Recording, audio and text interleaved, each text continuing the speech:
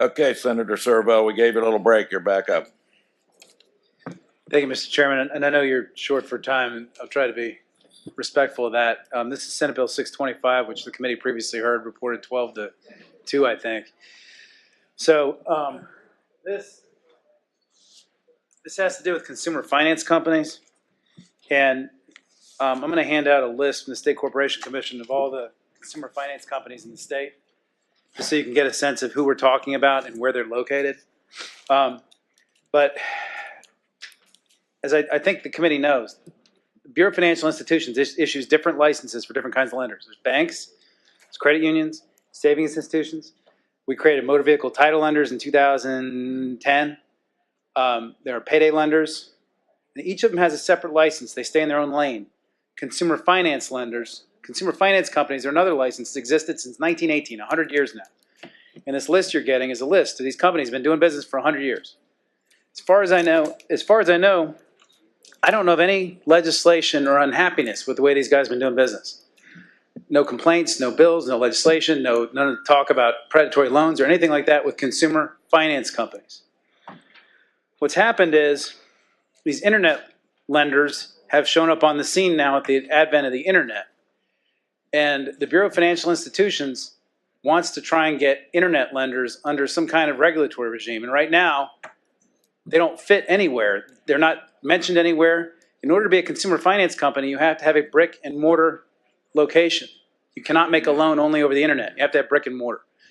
Consumer finance lenders, they lend money to people at lower interest rates, people that have good credit. They have a completely 100% different business model than these internet lenders. And as part of the discussion about regulating internet lenders, the BFI started talking about putting internet lenders into the Consumer Finance Act, putting them together. These two completely, totally different businesses together. The consumer finance industry, the people whose list is right there in front of you, don't want to be in the same box with these people because they have completely, totally different business models. And so they came up with this legislation that reflects their business practices, what they do in their industry, and they're totally comfortable with it. Mr. Smith is here to testify on behalf of the Virginia Financial Service Association. But what this bill does is it basically puts a 36% rate cap on the consumer finance industry. All these companies that are there in front of you, they're okay with that. They don't make loans for more than that. It raises raises some fees they can charge. It makes it clear that anyone who has a payday license or a car title license cannot use this license to make loans as well. And I don't believe there's any problem with that out there that I've heard of. That's pretty much, it makes a couple other changes to modernize a couple fees they can charge here and there. But that's all this bill does. Chairman Kilgore has a bill in the House. We're not supposed to talk about what happens over there. And my bill is getting all mixed up with that bill. And I wish it wouldn't, because my bill is not his bill. And that's why I said on the floor, if the internet lenders want to get a bill, tell them to go get their own bill. But I don't want their bill to become my bill.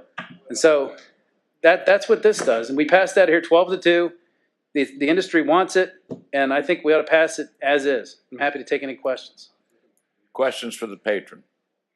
Okay, is there anyone that wishes to speak for the bill? Briefly.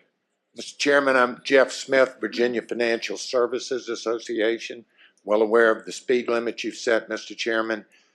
We don't want, as an industry after 100 years, to be thrown into the same basket of legislation that you have to deal with annually now on rates for payday, title, revolving, and internet.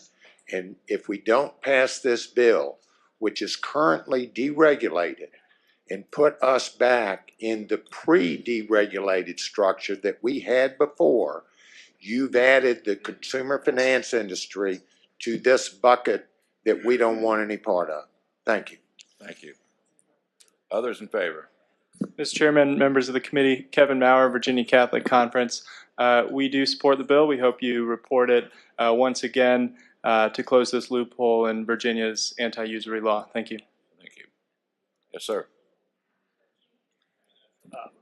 Mr. Chairman, Dave Irvin with the Attorney General's Office, Consumer Protection Section. The Attorney General supports the bill for the same reasons we stated at the last meeting. Thank you. Thank you. Yes, sir. Jay Spear, Virginia Poverty Law Center. We support the bill. All right, thank you. All right. Is there opposition to the bill? Mr. Chairman, members of the committee, Edward Mullen with Reed Smith on behalf of the Online Lenders Alliance, and I appreciate the opportunity, and I will, too, be very brief. Senator Surovell set up the situation nicely, and it is an odd situation because on its face, this bill does not apply to online lending. But, and this is very important for context, if it's combined with the BFI stakeholder bill that Chairman Kilgore is carrying, it does apply, and it's to devastating effect because that bill has the effect of bringing internet lenders into this framework, and if you apply this rubric to that, that's very difficult for the online industry. That may be the point of this bill. That bill, just so you know, is the result of a year-long process with give and take that requires internet lenders to, among other things, become licensed, comply with consumer finance laws, file with the Commission, submit to BFI for oversight, and submit to the Attorney General's office for enforcement. In short, it brings internet lenders out of the ether and into a licensed and regulated structure, and that's a good thing. A key provision in that discussion over the course of the year that was considered but not taken up was a rate cap, and that is obviously a key feature of this bill, although this bill has a number of exemptions and fees that are added on to the rate cap. And while online lenders do not take collateral, such as cars or paychecks or garnish wages or upsell ancillary insurance products or anything like that, they do have rates that are in excess of the rates that are in this bill, and that is the difficulty. Certainly open to continued stakeholder dialogue, but submit that a rifle shot in this way in a vacuum that would be applied if that other bill does proceed would be the wrong approach, and I respectfully ask for the committee's consideration to either carry this bill over or pass it by, and any consideration on the issue being taken up if there is a bill that comes over. Thank you, sir. Thank you. Are there questions? Mr. Chairman, Senator Chafin. I have a comment. It's not a question. I just have a comment for the bill. I put up a no vote for this bill when it was last considered in committee, and since that time I've learned more about this industry that is impacted, and I've now learned that the statement that these are different types of industries is accurate, is exactly accurate. They have different types of services that they offer. They have different types of customers that they have. They have mortar and brick. They have locations that have been in existence for many years. The regulation of the two, in my opinion, should be distinct. It should be separate and distinct, and therefore I intend to support the bill today. Okay. Second. It's been moved and seconded that Senate Bill 625 be reported. Clerk, open the rolls.